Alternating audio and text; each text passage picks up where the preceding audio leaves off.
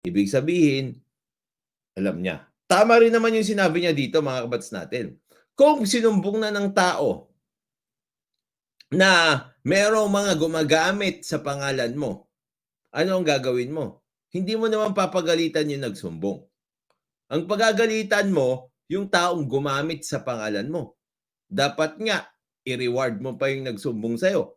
So sinasabi dito ni Zaldico, sinumbong niya yung ginawa ni Amena Pangandaman at nitong si Bersamin, si Yusek Bersamin, pero ang napagalitan pa itong si Zaldico. Yun yung sinasabi niya dito.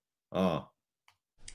Bakit ngayon lang nila pinag-resign kung kailan nalaman ng publiko ang tungkol dito? Ganyan din naman. Pati yung flood control projects, mga kabatas natin.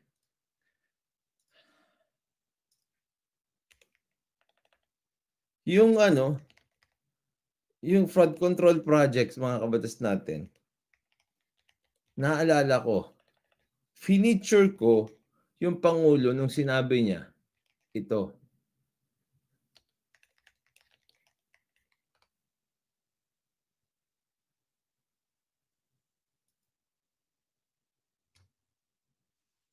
This was as early as last year.